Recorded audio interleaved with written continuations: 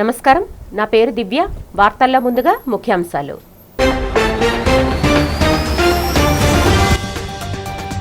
విజయవాడలో జరిగిన ప్రపంచ జనాభా దినోత్సవ వేడుకల్లో పాల్గొన్న ముఖ్యమంత్రి చంద్రబాబు రాష్ట్రంలో జనాభా నియంత్రణ కాదు, జనాభా సంరక్షణపై దృష్టి పెట్టాలని పిలుపు.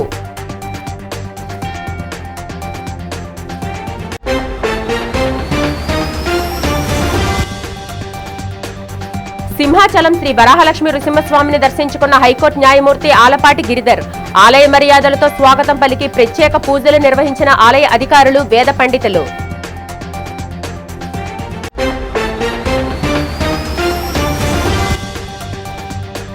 మధురవాడలో విలువైన ప్రభుత్వ భూములు ప్రైవేటు వ్యక్తులకు కట్టబెట్టడంపై ధ్వజమెత్తిన వైసీపీ భీముల ఇన్ఛార్జ్ చిన్న శ్రీను. ప్రభుత్వ భూములు ప్రైవేటు వ్యక్తులకు అప్పగిస్తే చూస్తూ ఊరుకోమని హెచ్చరిక.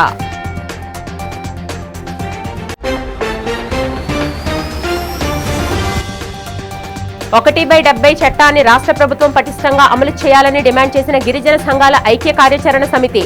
గిరిజన హక్కులకు భంగం కలిగే చర్యలకు ప్రభుత్వం స్వస్తి పలకాలని హితవు. రాష్ట్రంలో ప్రస్తుతం జనాభా నియంత్రణ కాదు, జనాభా సంరక్షణ కావాలని ముఖ్యమంత్రి చంద్రబాబు నాయుడు అన్నారు. విజయవాడలో జరిగిన ప్రపంచ జనాభా దినోత్సవంలో ముఖ్య అతిథిగా సీఎం చంద్రబాబు పాల్గొని కీలక వ్యాఖ్యలు చేశారు. ఇప్పుడు మనకు జనాభా పెరుగుదల ముఖ్యమన్నారు. దక్షిణాది రాష్ట్రాల్లో, నగరాల్లో జనాభా తగ్గి వృద్ధులు పెరుగుతున్నారని ఆందోళన వెలిబుచ్చారు. పిల్లలే మన ఆర్థిక సంపద అని, తగినంత జనాభా లేకపోతే ప్రగతి దెబ్బతింటుందని హెచ్చరించారు. ఆడపిల్లలు ఇంటికి భారం కాదని, ఆస్తి అని, వరకట్నం కాదు ఎదురు కట్నం ఇచ్చే రోజులు వచ్చాయన్నారు. పిల్లల పెంపకంలో, ఇంటి పనుల్లో మగవాళ్లు కూడా సాయం చేయాలని సూచించారు. ప్రస్తుతం మెంటల్ సిక్నెస్, సోషల్ మీడియా వల్ల మానసిక సమస్యలు పెరుగుతున్నాయని, వాటిని అధిగమించేందుకు యువత యోగా, ధ్యానం అలవర్చుకోవాలన్నారు. టెక్నాలజీపై నియంత్రణ అవసరమని, ప్రతి ఒక్కరూ జీవితాన్ని ప్లాన్ చేసుకుంటే 2040 నాటికే స్వర్ణాంధ్రను సాధించవచ్చునని సీఎం చంద్రబాబు స్పష్టం చేశారు. ఒకప్పుడు నేను కూడా జనాభా తగ్గించాలని ఆలోచించాను. నాకు చాలామంది చెప్పారు అప్పుడు జనాభా తగ్గించడం అంత సులభం కాదని. మేధావులందరూ చెప్పారు జనాభా తగ్గించడం కష్టం, ముందు ఫిమేల్ లిటరసీ రావాలి, పేదరికం పోవాలి, అప్పుడే జనాభా తగ్గుతుందని చెప్పారు. నేను ఆలోచించాను, ఇదొక విషియస్ సర్కిల్. ఇది ఒకవేళ అందరినీ, ఆడపిల్లలందరినీ చదివించాలంటే 20-30 ఏళ్ళు పడుతుంది. పేదరికం పూర్తిగా తొలగించాలంటే 40-50 ఏళ్ళు పడుతుంది. అప్పటికి జనాభా పెరుగుతానే ఉంటుందని కొన్ని నిర్ణయాలు చేశాను. ఆ నిర్ణయాలు మీరు చూస్తే ఎవరైనా పోటీ చేయాలంటే 2 కంటే ఎక్కువ మంది పిల్లలుంటే పోటీకి అర్హత లేదని స్థానిక సంస్థల చట్టాన్ని తీసుకొచ్చాను. ఇంకొక పక్కన ఒకప్పుడు 2 పిల్లలు అనేవాళ్ళం. ఒకరు ముద్దు, 2 ఓకే, 3 వద్దని ఆ రోజు క్యాంపెయిన్ చేశాం. ఈరోజు నేనే మళ్ళా ముందుకు వచ్చాను. దూరదృష్టితో ఆలోచించాను. అంటే ఎప్పటికప్పుడు మీరు గుర్తుపెట్టుకోవాలి, ఇక్కడ పిల్లలున్నారు. 25 సంవత్సరాల కంటే ముందు ఐటీ, దీనివల్ల లాభం ఏంటని ఆలోచించాను. ఆ రోజు ఐటీ ఆలోచించి ఐటీని ప్రమోట్ చేశాను. ఈరోజు గర్వంగా చెప్పగలుగుతున్నా, ప్రపంచం మొత్తం ఐటీ అంటే దానికి చిరునామా తెలుగు జాతి అని మరొకసారి విజ్ఞప్తి చేస్తున్నా. 25 సంవత్సరాలు ప్రపంచంలో ఏ దేశానికి పోయినా తెలుగువాడు ఉంటాడు. ప్రపంచంలో ఏ దేశంలో చూసినా అత్యధిక ఆదాయం సంపాదించే జాతి తెలుగు జాతి అని మీ అందరికీ విజ్ఞప్తి చేస్తున్నా. ఇది జరిగింది 25 ఏళ్ళు. ఆ రోజు ఐటీ మాట్లాడా, ఈరోజు ఏఐ మాట్లాడుతున్నా. సింహాచలం శ్రీ వరాహలక్ష్మి నృసింహస్వామి వారిని ఆంధ్రప్రదేశ్ హైకోర్టు న్యాయమూర్తి జస్టిస్ ఆలపాటి గిరిధర్ తన కుటుంబ సభ్యులతో కలిసి దర్శించుకున్నారు. ఆలయానికి విచ్చేసిన జస్టిస్ గిరిధర్కు ఈవో జల్లేపల్లి వెంకటరావు, సహాయ్ ఈవో కె తిరుమలేశ్వరరావు, ప్రధాన అర్చకులు, వేద పండితులు నాదస్వరం వేద మంత్రోచ్చరణల మధ్య ఆలయ మర్యాదలతో ఘనంగా స్వాగతం పలికారు. అనంతరం న్యాయమూర్తి ఆలయంలోని మహిమాన్వితమైన కప్పస్తంభాన్ని ఆలింగనం చేసుకుని బేడా మండపంలో ప్రదక్షిణలు చేసి స్వామివారిని దర్శించుకుని ప్రత్యేక పూజలు నిర్వహించారు. దర్శనం అనంతరం వేద పండితులు ఆయనకు ఆశీర్వచనం అందించగా ఆలయ ఈవో శేషవస్త్రంతో సత్కరించి స్వామివారి చిత్రపటాన్ని, ప్రసాదాలను జ్ఞాపికగా అందజేశారు.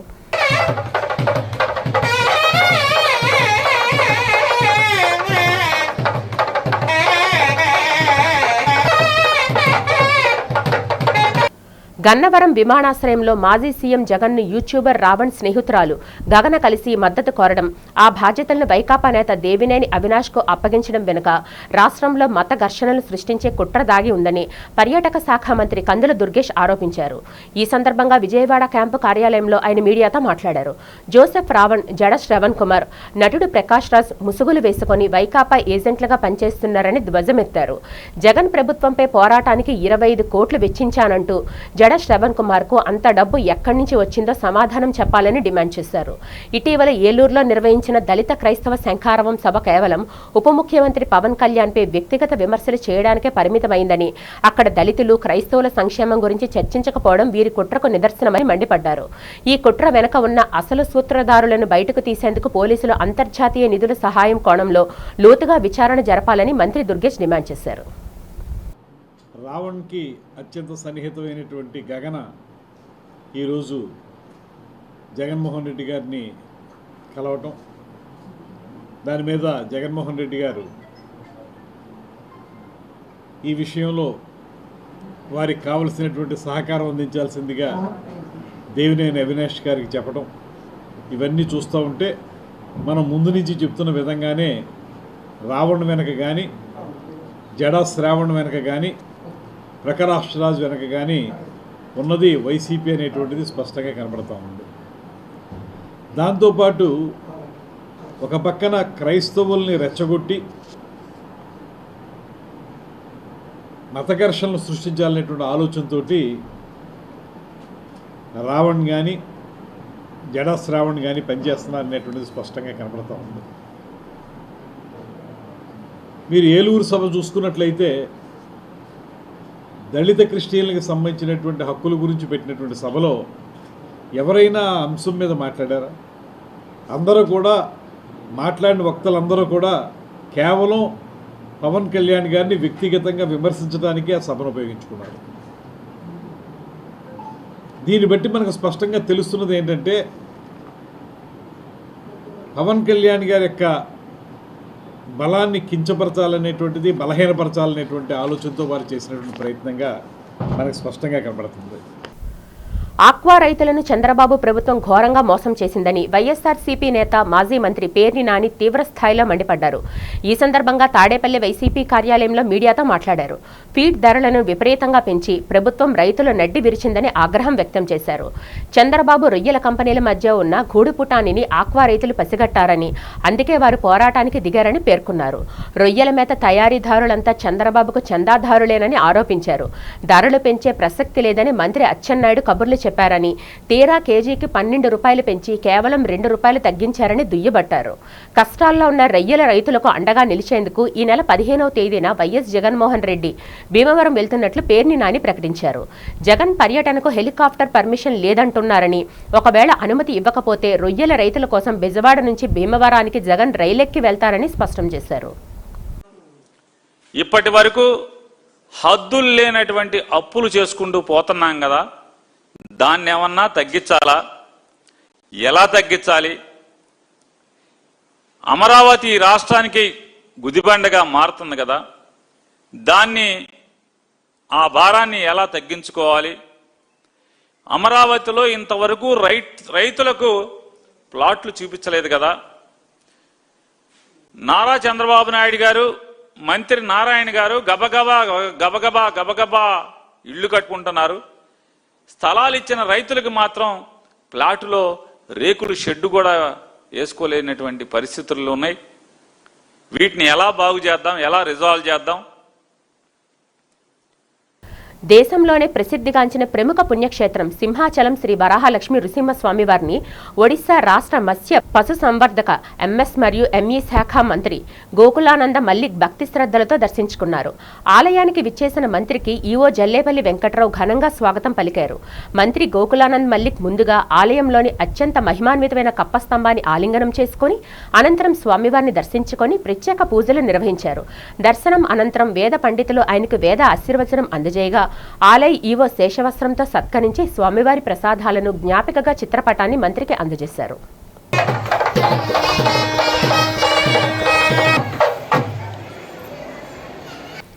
విశాఖ తీరంలో చేపల వేటకు వెళ్లి సముద్రంలో గల్లంతైన మత్స్యకారుల కుటుంబాలను వైఎస్ఆర్సీపీ నేతల బృందం పరామర్శించింది. ఏవిఎన్ కళాశాల రోడ్డులో జబ్బార్ తోట జంక్షన్లో ఉన్న బాధితుల నివాసాలకు వెళ్లిన మాజీ మంత్రులు కురసాల కన్నబాబు, గుడివాడ అమర్నాథ్, డాక్టర్ సిదిరి అప్పలరాజు, ఎమ్మెల్సీ వరదు కళ్యాణి, జిల్లా అధ్యక్షులు కేకే రాజు సహా పలువురు ముఖ్య నాయకులు బాధిత కుటుంబ సభ్యులను కలిసి ధైర్యం చెప్పారు. పార్టీ అధినేత వైఎస్ జగన్మోహన్ రెడ్డి ఆదేశాల మేరకు తామంతా వచ్చామని, త్వరలోనే జగన్ స్వయంగా వచ్చే బాధితులను పరామర్శిస్తారని వారు తెలిపారు. అనంతరం మీడియాతో మాట్లాడిన వైఎస్ఆర్సీపీ నేతలు మత్స్యకారుల గల్లంతు వ్యవహారంలో కూటమి ప్రభుత్వం వ్యవహరించిన తీరుపై, వారి నిర్లక్ష్యంపై తీవ్ర స్థాయిలో ధ్వజమెత్తారు. జూలై 4 ప్రమాదం జరిగిన సకాలంలో రెస్క్యూ ఆపరేషన్స్ చేపట్టకుండా ప్రభుత్వం కంటితుడుపు చర్యలతో గాలింపును ముగించేసిందని మండిపడ్డారు. అధికారుల నివేదిక మధ్య కనీస సమన్వయం లేదని, స్థానిక మంత్రికి మత్స్యశాఖ మంత్రి అచ్చెన్నాయుడికి బాధితులను చూసే తీరిక లేకపోవడం, హోంమంత్రి మీడియా కాల్లో సరిపెట్టడం మత్స్యకారుల పట్ల ఈ ప్రభుత్వానికి ఉన్న చిన్న చూపుకు నిదర్శనమని ఆరోపించారు. గత వైఎస్ఆర్సీపీ ప్రభుత్వ హయాంలో హార్బర్ ప్రమాదం జరిగిన 48 గంటల్లోనే 90% పరిహారం అందించామని గుర్తు చేశారు. ప్రస్తుత ప్రభుత్వం ప్రకటించిన 10 లక్షల ఎక్స్గ్రేషియా తూతూ మంత్రంగా ఉందని, దీనిని వెంటనే పెంచి ఇవ్వాలని డిమాండ్ చేశారు. 2 రోజులు 3 రోజులు మీరు సెర్చ్ అండ్ రెస్క్యూ ఆపరేషన్స్ చేశారు అంటున్నారు, చేయలేదని మత్స్యకారు కుటుంబాలు చెప్తున్నాయి. వాట్ ఎవర్ ద థింగ్స్ మీ మాటలే తీసుకుంటే చేశారని అనుకుందాం. ఇంతవరకు బాడీస్ దొరకలేదు కదా. మీకేదో 3-man కమిటీకి సంబంధించి రిపోర్ట్ కోసం minimum 3 days search and rescue operation చేయాలని క్లోజ్ చేసేస్తే అయిపోయిందా? అట్లీస్ట్ బాడీస్ని ఐడెంటిఫై చేయడానికి, కనుక్కోవడానికి బేసిక్ సెర్చ్ ఆపరేషన్స్ అన్న కొనసాగించాల్సినటువంటి అవసరం ఉందా లేదని నేను ఈ ప్రభుత్వాన్ని అడుగుతా ఉన్నాను. అంతే, 3 రోజులు అయిపోయింది కాబట్టి క్లాప్స్ కొట్టేసి క్లోజ్ చేసి చెక్లు ఇచ్చేసి వెళ్ళిపోయింది, అయిపోయింది, క్లోజ్డా. What is this? I don't understand. అంటే ఇంత మత్స్యకారు జీవితాలంటే ఇంత దిగజారిపోయినాయా? ప్రభుత్వాలకి ఇంత నిర్లక్ష్యమా? గతంలో కూడా అనేక సందర్భాల్లో మత్స్యకారుల పట్ల చంద్రబాబు గారు ఆయనకు ఉన్నటువంటి అభిప్రాయాన్ని కుండబద్దలు కొట్టినట్టు చెప్పారు. ఇప్పటికైనా మత్స్యకారులు కళ్ళు తెరవాల్సినటువంటి సమయం ఇది.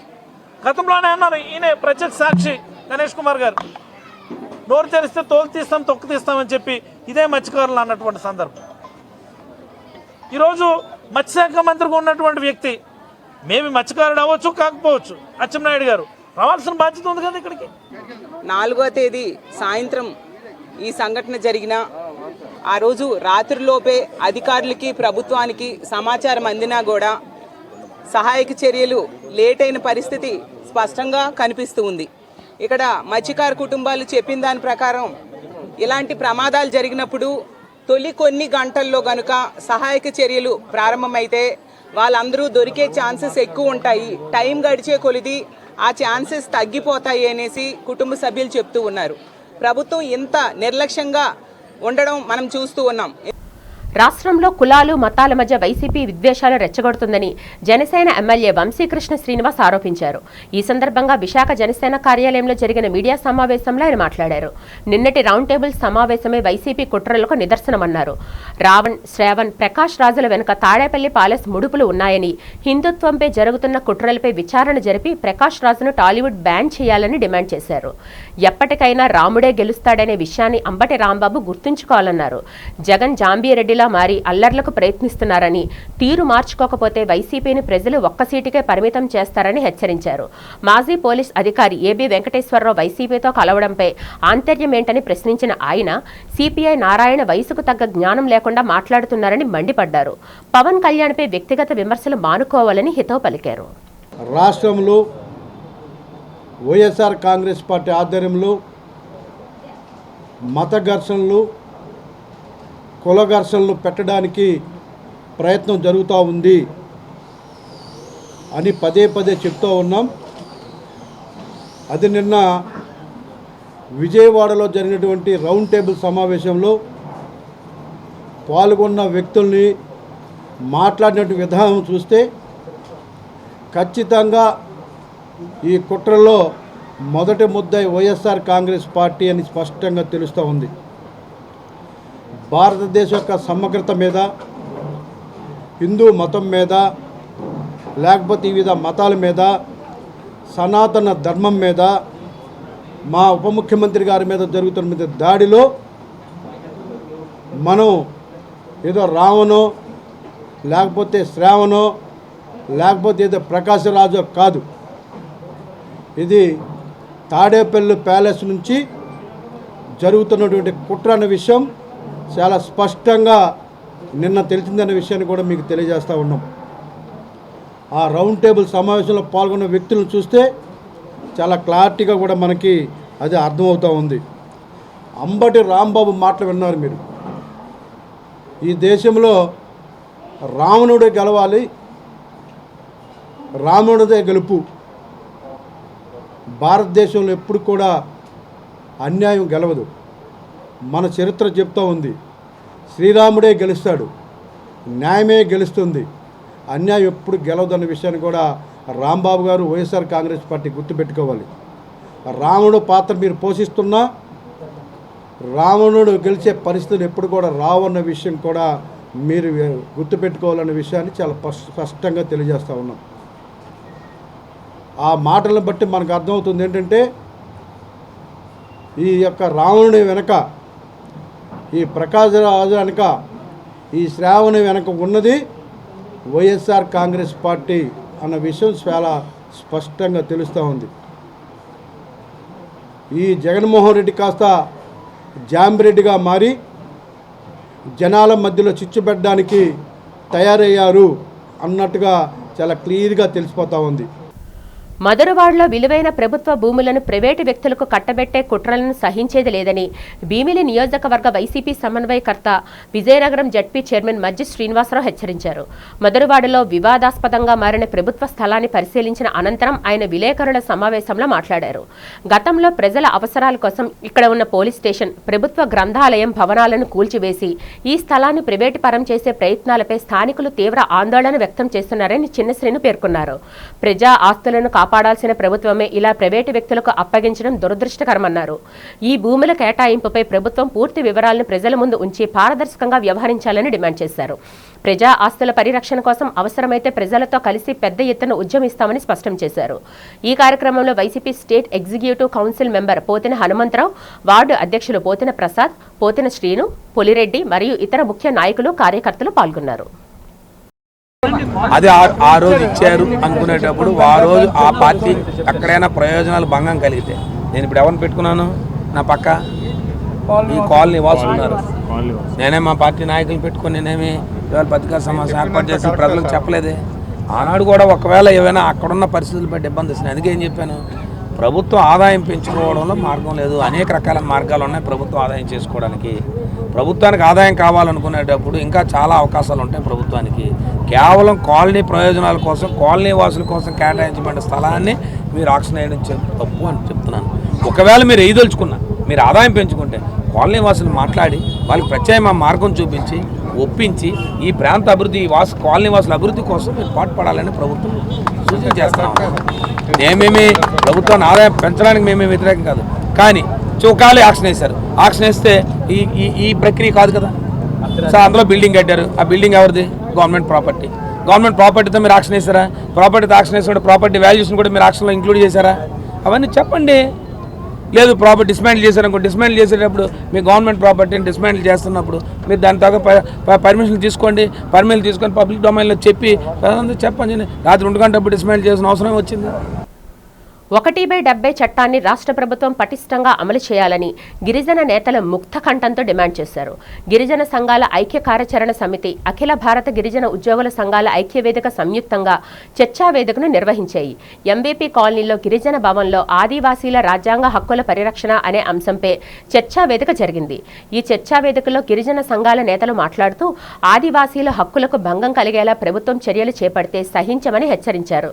రాష్ట్రంలో గిరిజన అందరూ కలిసి ప్రభుత్వాన్ని ప్రతిఘటిస్తామన్నారు.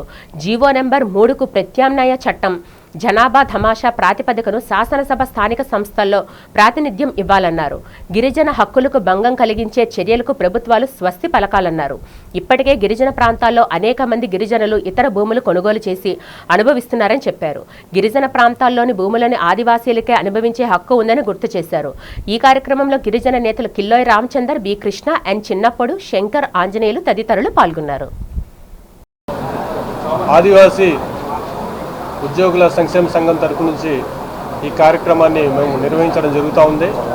ఇది ఆదివాసీల రాజ్యాంగపరమైన హక్కులు ఏదైతే ఉందో వాటిని పరిరక్షించుకోవాలన్న ఒక సదుద్దేశంతో ఉద్యోగులుగా మా కనీస బాధ్యతను భావించి ఉద్యోగులుగా మేము మా ప్రాంతాల్లో ఉన్న వాళ్ళు లేదా ఆదివాసులుగా ఎవరైతే ఉన్నారో వాళ్ళందరూ కూడాను రాజకీయ, విద్యార్థి, ఉద్యోగ, మహిళ, అలాగే ఇతరత్ర సంఘాలు ఏదైతుందో ప్రజా సంఘాలందరినీ కూడాను ఆ నాయకత్వాలందరూ కూడాను రాష్ట్ర వ్యాప్తంగా ఉన్న వాళ్ళందరినీ కూడాను ఒకే వేదిక మీద తీసుకొచ్చి మాకున్న సమస్యలు ఏమున్నాయి, మా హక్కులు ఏమున్నాయి, హక్కుల్ని ఏ రకంగా నిర్వీర్యం అవుతుంది అనేది ఇక్కడ సుదీర్ఘంగా చర్చించి ఒక ప్రతిపాదనతో ముందుకు వెళ్ళి దీన్ని మేము పరిష్కరించుకోవడానికి మేమేం చేయాలన్నది ఒకసారి ఆలోచించాలన్న సదుద్దేశంతో ఈ సమావేశాన్ని ఏర్పాటు చేయడం జరిగింది. ఇది ఆంధ్రప్రదేశ్ రాష్ట్రంలో ఉన్న అన్ని ప్రాంతాల నుండి, అన్ని తెగల నుంచి, సుమారుగా అన్ని సంఘాల నుంచి కూడాను వచ్చిన వ్యక్తులు ఉన్నారు. మేమంతా కలిసి ఒక ఇంటిగ్రేటెడ్ ఫార్ములాతో దీన్ని ముందుకు తీసుకెళ్ళి మా సమస్యలకు పరిష్కారం చేసుకోవాలన్న ఒక సదుద్దేశంతో మేము ఉన్నాము. ఎవరు ప్రయారిటీస్ వాళ్ళకు ఉంటుంది, రాజకీయ నాయకులకు కానీ, ఉద్యోగ సంఘాలు కానీ, విద్యార్థి సంఘాలు కానీ, మా అందరి ప్రయారిటీ ఒకే ఒకటి, మా రాజ్యాంగపరమైన హక్కులను పరీక్షించుకోవడం అన్నదే మాత్రమే మేము భావించి ఆ దిశగా మేము ముందుకు వెళ్ళాలని మా అందరినీ కూడాను ఒక మీటింగ్ ఏర్పాటు చేసుకుని ఒక వేదిక మీద మేము అందరూ ఏకీభవించాలనే ఆలోచనతో ఈ ముందుకు వచ్చాము. ఇకపోతే మాకున్న ఈ కార్యక్రమంలో ప్రధానమైన అజెండా 1/70 చట్టం. ఈ 1/70 చట్టం అన్నది రాజ్యాంగం మాకు కల్పించిన కనీస హక్కు. అది రాష్ట్ర వ్యాప్తంగా ఉన్నటువంటి అన్ని రాజకీయ పక్షాలు, గిరిజన సంఘాలు, ప్రజా సంఘాలు ఇందులో భాగస్వాములయ్యారు. కూడా అనేక జిల్లాల నుంచి కూడా ఇక్కడ భాగస్వాములయ్యారు.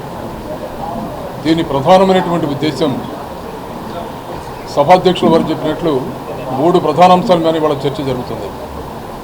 ఒకటి 170ని పరిమితం చేయాలన్నటువంటి ఒక ఆలోచన, 2 జీవో నెంబర్ 3కి ప్రత్యామ్నాయాలు ఏంటి అనేది ఒక ఆలోచన, 3 రాజ్యాంగం ప్రకారం ఇవ్వాల్సినటువంటి రూల్ ఆఫ్ రిజర్వేషన్, ప్రజాప్రతినిధుల చట్టంలో ఉన్నటువంటి లోపాలు, ఈ 3 మీద కూడా విస్తృతంగా చర్చించాలనేది మా ఆలోచన. ఇవాళ 170కి తూట్లు పొడుస్తూ దాన్ని కొంత సవరించాలన్నటువంటి ప్రతిపాదనని ఇవాళ కొద్దిమంది సుప్రీంకోర్టులో కేసు దాఖలు చేయడం జరిగింది. దీన్ని తీవ్రంగా ఖండిస్తున్నాం. 170 చట్టాన్ని సవరించడం అనేది రాష్ట్ర పరిధిలో లేని అంశం. ఇది రాష్ట్రంలోని యువతకు ఉద్యోగ అవకాశాలు కల్పించేందుకు రాష్ట్ర ఐటీ విద్యాశాఖ మంత్రి నారా లోకేష్ చేస్తున్న కృషి అమోఘమని ఏపీ నిరుద్యోగ జేఏసీ రాష్ట్ర అధ్యక్షులు సంయం హేమంత్ కుమార్ అన్నారు. యువతకు ఉద్యోగ కల్పనే ధ్యేయంగా పెట్టుబడులతో రాష్ట్రానికి వస్తున్న లోకేష్ కు సాదర స్వాగతం అని చెప్పారు. ఈ సందర్భంగా జేఏసీ ఆధ్వర్యంలో పోర్టు ఆసుపత్రి జాతీయ రహదారి వద్ద నారా లోకేష్ కుటుంబ సభ్యుల చిత్రపటాలకు పాలాభిషేకం నిర్వహించారు. ఈ సందర్భంగా హేమంత్ కుమార్ మాట్లాడుతూ నారా లోకేష్ రాష్ట్ర అభివృద్ధికి చేస్తున్న కృషిని ప్రశంసించారు. లోకేష్ కృషి ఫలితంగా రాష్ట్రానికి భారీ ఎత్తున పెట్టుబడులు వస్తున్నాయని చెప్పారు. ఎన్నో పేరు మోసిన కంపెనీలు రాష్ట్రంలో పెట్టుబడి పెట్టి సంస్థలు ఏర్పాటు చేస్తున్నాయని తెలిపారు. దీనివల్ల నిరుద్యోగ యువతీ యువకులకు పెద్ద ఎత్తున ఉద్యోగ అవకాశాలు లభిస్తున్నాయని హేమంత్ కుమార్ తెలియజేశారు. నారా లోకేష్ గారు ఇటీవల దక్షిణ కొరియా వెళ్ళి ఆంధ్ర రాష్ట్ర యువతకి అతి ముఖ్యంగా పెట్టుబడులతో పాటు ఉద్యోగోపాధి కల్పన కలగాలంటే కంపెనీలు రావాలని చెప్పి కియా మోటార్స్తో పాటు వివిధ కంపెనీలతో చర్చలు జరిపి ఈరోజు భారతదేశానికి పెట్టుబడులతో తిరిగి వస్తున్న నారా లోకేష్ గారిని స్వాగతిస్తూ ఈరోజు ఈ యొక్క పాలాభిషేకం నారా లోకేష్ గారికి, బ్రాహ్మణి గారికి, చంద్రబాబు నాయుడు గారి సతీమణికి చేయడం జరిగింది. ఎందువల్లంటే మరి నారా లోకేష్ గారు ఏదైతే నమ్మారో యస్యనార్యంతి పూజ్యంతే, ఎక్కడైతే స్త్రీలు గౌరవింపబడతారో అక్కడ సుఖశాంతులు ఉంటాయని చెప్పి ఆయన నమ్మిన యొక్క సిద్ధాంతం ప్రకారం మొదటిగా వాళ్ళ భార్య గారికి అతను పూర్తిగా ఫ్రీ హ్యాండ్ ఇచ్చి వ్యాపార రంగంలో ఆవిడ జాతీయ అవార్డు గ్రహీతగా ఆవిడికి నిన్నటికి నిన్న ఆవిడ పురస్కారాన్ని అందుకున్నారు. దానికి నారా బ్రాహ్మణి గారికి శుభాకాంక్షలు తెలియజేస్తూ మహిళా లోకమంతా కూడా నారా బ్రాహ్మణి గారు, బాలకృష్ణ గారు కుమార్తె, నారా లోకేష్ గారు సతీమణి రాజకీయాల్లోకి రావాలి, రాజకీయ రంగప్రవేశం చేయాలి, బ్రాహ్మణి గారు రాజకీయ రంగప్రవేశం చేయాలని చెప్పి యావత్ ఆంధ్ర రాష్ట్రంలో ఉన్న నిరుద్యోగ యువత మహిళలు అతి ముఖ్యంగా కోరుకుంటున్న విషయాన్ని సభాముఖంగా ఈరోజు మీడియా ద్వారా వాళ్ళకి తెలియజేస్తున్నాం. అదేవిధంగా యువత గురించి మరి విశాఖలో Google, Sify, Satva technologies, Motherson, శ్రీతమీనా వంటి ఎన్నో సంస్థలు ఈ యొక్క రాష్ట్రంలో యువతకి మెగా డిఎస్సీతో పాటు ట్రాన్స్పరెంట్ రిక్రూట్మెంట్ చేసిన నారా లోకేష్ గారు, నారా చంద్రబాబు నాయుడు గారి యొక్క నాయకత్వం వర్ధిల్లాలని కోరుతున్నాం. ఆరోగ్యకరమైన జీవనశైలి, సామాజిక ఐక్యతే లక్ష్యంగా మధురవాడ జోన్ 7వ వార్డు పరిధిలోని స్వతంత్ర నగర్ పార్కులో జీవీఎంసీ అధికారులు హ్యాపీ సండే కార్యక్రమాన్ని అత్యంత ఉత్సాహభరితంగా నిర్వహించారు. జీవీఎంసీ కమిషనర్ కేతన్ గార్గ్ ఆదేశాల మేరకు ఏర్పాటు చేసిన ఈ కార్యక్రమానికి స్థానిక ప్రజలు, మహిళలు, చిన్నారులు పెద్ద సంఖ్యలో తరలివచ్చారు. ఈ సందర్భంగా ఏఎంహెచ్ఓ రాజా రవికుమార్ మాట్లాడుతూ ప్రతి నెల 2వ, 4వ ఆదివారాల్లో నిర్వహించే ఈ హ్యాపీ సండే కార్యక్రమం ద్వారా ప్రజల్లో ఆరోగ్యం, ఆనందాన్ని పెంపొందించడమే లక్ష్యమన్నారు.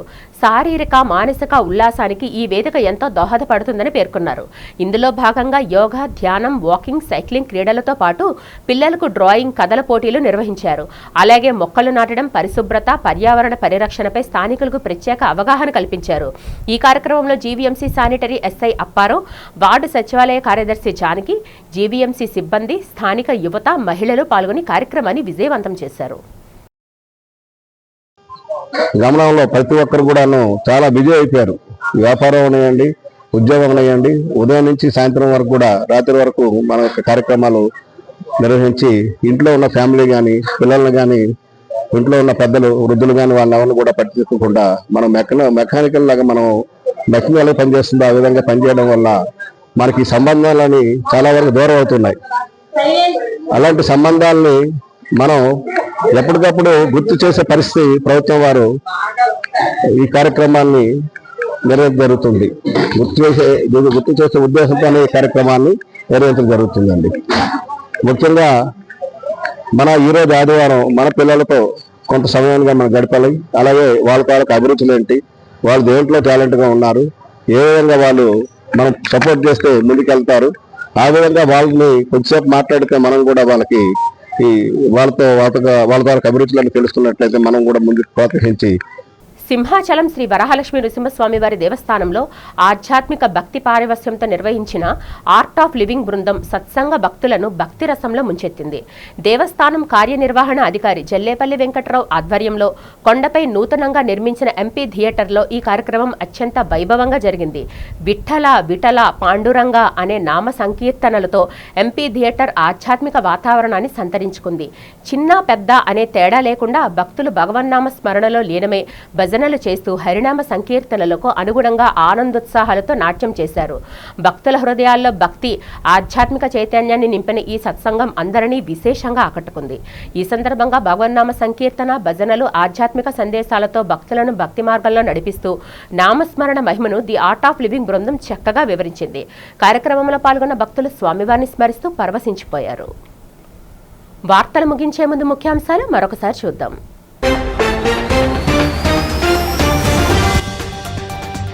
విజయవాడలో జరిగిన ప్రపంచ జనాభా దినోత్సవ వేడుకల్లో పాల్గొన్న ముఖ్యమంత్రి చంద్రబాబు రాష్ట్రంలో జనాభా నియంత్రణ కాదు, జనాభా సంరక్షణపై దృష్టి పెట్టాలని పిలుపు.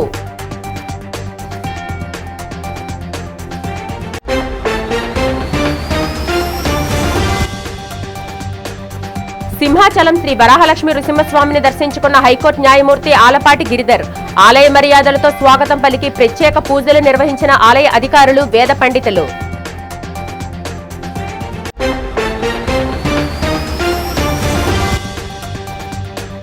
మధురవాడలో విలువైన ప్రభుత్వ భూములు ప్రైవేటు వ్యక్తులకు కట్టబెట్టడంపై ధ్వజమెత్తిన వైసీపీ భీముల ఇన్ఛార్జ్ చిన్న శ్రీను. ప్రభుత్వ భూములు ప్రైవేటు వ్యక్తులకు అప్పగిస్తే చూస్తూ ఊరుకోమని హెచ్చరిక.